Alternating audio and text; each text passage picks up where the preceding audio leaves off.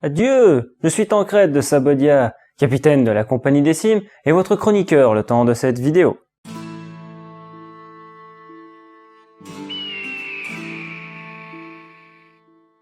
Si je vous dis Senlac Hill, vous me répondez sûrement Maté souhait. merci, mais je pensais plus à Angleterre, Saxon, Wessex et pourquoi pas Hastings, opposant Guillaume, duc de Normandie, à Harold, comte de Wessex, le 14 octobre 1166. Exactement. Ah non, moi j'aurais plutôt dit... Non, rien en fait. Tu vas donc nous parler de cette superbe bataille opposant les terribles troupes normandes contre ces baltringues d'anglois? Non.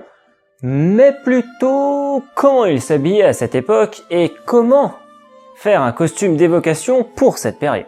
Ouais, ça m'emballe moins du coup. Si vous voulez, je pourrais faire une chronique là-dessus. Sinon, sachez que le costume que je vais vous présenter est assez passe-partout et correspond assez bien pour de la représentation de l'Europe de l'Ouest allant du 11e au 12e siècle. Bien sûr, chaque région aura une particularité et cela sera à voir au cas par cas. De notre côté, nous nous baserons sur la tapisserie de Bayeux et les trouvailles faites sur le site de fouilles d'Hastings. Nous commencerons avec le cerf. Viendra ensuite le roturier, le sergent d'armes et pour finir le chevalier. Je pourrais faire le seigneur et continuer jusqu'au roi, mais on tomberait dans la même problématique que j'ai pour le jarl. Pour ce qui est des couleurs, c'est comme d'habitude, il n'y a que ceux de la haute société qui portent des tissus rouge, bleu, vert et violet. Idem pour les bijoux, les métaux précieux ne sont pas pour les laboratoires et tout comme les broderies, à la limite des bijoux très basiques, en bois, en os ou en terre cuite. Petite parenthèse avec les tartans. Vu que l'on va parler des deux côtés de la Manche, le tartan est un motif en carreau dont le nombre de couleurs dépendait du rang du porteur. Le tartan des servants affichait une couleur seule. 2 couleurs pour celui des paysans et agriculteurs, 3 couleurs pour les officiers, 5 couleurs pour les chefs, 6 pour les druides et les poètes, et enfin 7 pour les rois. Oui, vous avez bien entendu, les druides et les poètes. Enfin bref. Dans tous les cas, même si des fragments étaient trouvés datant du 3e siècle, évitez d'en porter, ou à la limite en cape ou en chaperon. Les serfs. En échange du travail de la dite terre, les seigneurs protègent le cerf des brigands et lui doivent son assistance alimentaire. Son seigneur peut être un noble, un ecclésiaste, un sergent d'armes, voire même une institution religieuse. En outre, il possède des biens, peut exercer une action et témoigner en justice. Il peut se marier plus ou moins librement. Le chapeau. À cette époque, on peut encore porter les cheveux libres. À la limite, pour les dames, une écharpe simplement posée sur la tête avec un pan ou deux rejetés sur l'épaule, ou en serrant la tête, et dont les pans sont noués sur le côté. Cela semble être une coiffure courante pour les paysannes, et pour les hommes, un simple chapeau de paille suffit. Mais pour éviter l'insolation, je vous propose une cale, un chapeau de paille ou un chaperon, voire les trois. C'est simple, efficace et ça protège de tout ou presque. Ah, ça c'est sûr, crévin des dieux. La cale sera comme d'habitude chez Royal Factory, le chapeau chez Medieval Market, le chaperon chez Celtic Web Merchant et pourra être pris dans différents styles et coloris comme le Frodi à 25 €, le Knud à 29 et le Cuculus à 30 €. Bien sûr dans des tons fades et délavés. Il en existe d'autres. Oui, mais on les verra pour une classe sociale différente. La chemise sous-tunique et sous-robe. La chemise est un sous-vêtement en lin de couleur naturelle et qui descend jusqu'à la mi-cuisse. Avec sa camisa en coton à 13 €, notre cher Royal Factory reste le principal fournisseur. Vous pouvez opter également pour la sous-tunique Lofar à 30 € chez Celtic Web Merchant pour les hommes et la sous-robe Aveline à 36 € du même fournisseur pour les femmes. Mais pourquoi c'est plus cher pour les femmes? Je répondrai par le fait qu'il y a plus de tissu que pour un homme et que le seul modèle du même prix était un style baroque, donc qui n'a absolument rien à voir avec l'époque que l'on fait. Tunique Biaude, robe. Ici appelée biaude ou blio, c'est une tunique en laine ou en lin, voire les deux, qui était épais, qui s'arrête au maximum au niveau des genoux, du moins pour les cerfs, et qui peut être fendu à l'arrière et à l'avant. Pour ceux qui ont envie de chevaucher des bœufs, et même pourquoi pas? Ça serait plus des mules, ou des ânes, voire des bourriques. À la limite, mais bon, les bœufs ne sont pas des plus agréables à monter. Il n'y a rien de plus valorisant qu'un cheval. Ah, ça c'est ben vrai. Un beau trait comtois, d'origine burgonde, il n'y a rien de meilleur pour tirer des troncs de 500 livres. Hein? C'est vrai qu'une chronique sur les chevaux pourrait être intéressante, mais revenons à nos biaudes. Ne comptant pas de couleurs vives pour cette caste, elle restera dans les tons écrus et délavés, et ne comprendra pas de broderie sur les manches ou le col. Et vous pourrez prendre une version à manches courtes ou longues. Et pour changer, je vais vous proposer une couleur marron miel à 37 € en coton. Ah, ça c'est vrai que ça a changé un peu. Toujours voir du gris clair et du marron clair, c'est fatigant à la fin. Effectivement, ça peut être rasoir de ne voir que ce genre de couleur. Je vais me parler de rasoir, moi. Pour les femmes, ou toute personne qui a envie de porter une robe, J'aimerais d'ailleurs apporter une précision sur le terme de robe. À cette époque, celui-ci désigne l'ensemble des habits féminins, et non ce que vous appelez de vos jours une robe.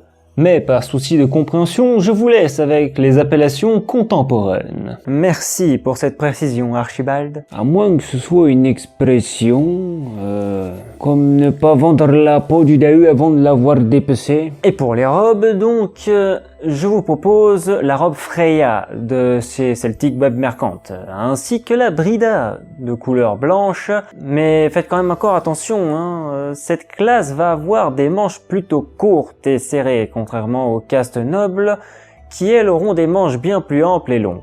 Les braies et surcotes. Les braies seront disponibles en deux versions.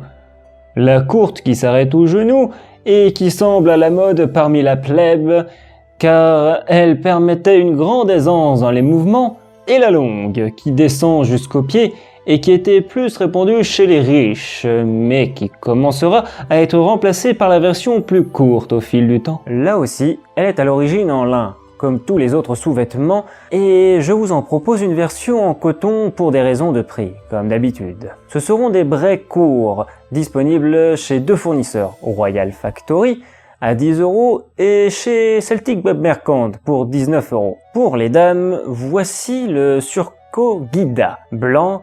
Oui, votre costume est très blanc. Rien ne vous empêche de vous faire des teintures vous-même grâce à ces vêtements blancs. L'alchimie est un très beau métier, vous savez. Alors, pourquoi pas? Mais je ne suis en aucun cas responsable de ce qui pourrait se produire après sur vos vêtements ou votre corps. D'ailleurs, ça pourrait être une chronique à faire, ça. Les teintures utilisées aux temps médiévaux. Eh bien, notez-la dans un parchemin avec les autres et on verra plus tard. Les chausses et les choses courtes. Contrairement à nos amis scandinaves, les Européens de l'Ouest portaient des choses en laine, qui venaient se mettre sur ou sous les braies. Deux types de chausses existaient, celles en laine souple et celles en tricot.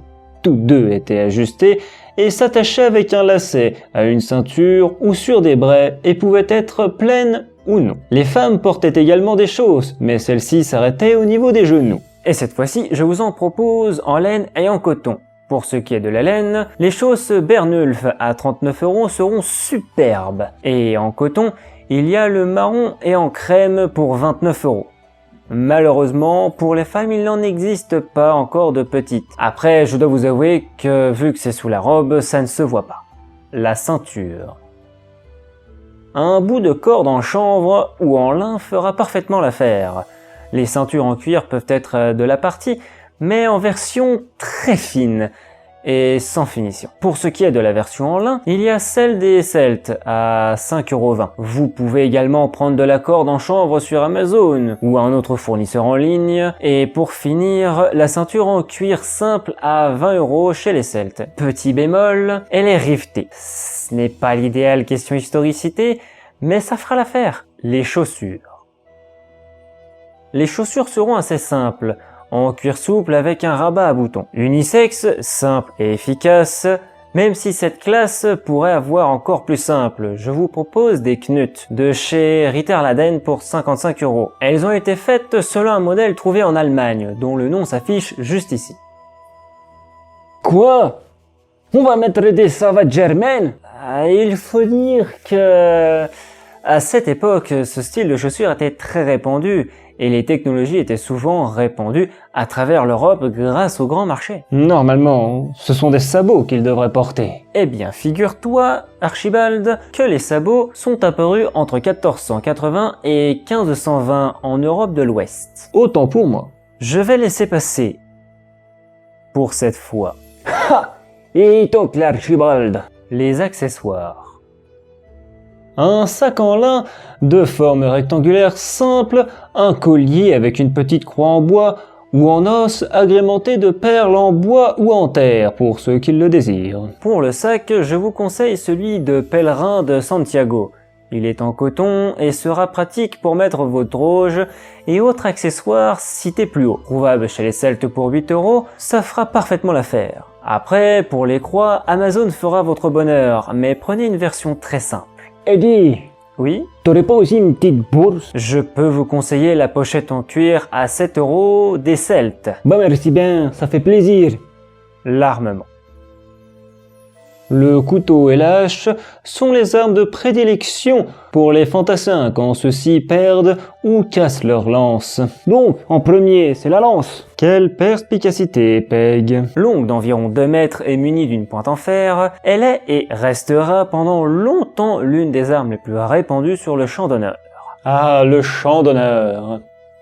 Qu'est-ce que nous n'avons pas encore inventé là pour faire s'entretuer les gens? Pour les pointes de lance, je vous propose celle de 23 cm, coûtant 19 € sur celle type web mercante. Et pour la hampe, vous avez juste à aller dans les forêts. Ou encore chez les Celtes avec les manches en bois mano de 183 cm à 34 €. Ouais, mais c'est bien sympa. Mais les haches dans tout ça. Pour les haches, le fer est à 20 €, il est simple et classique. Et le manche de 56 cm à 13 €. Ou alors un scramasax.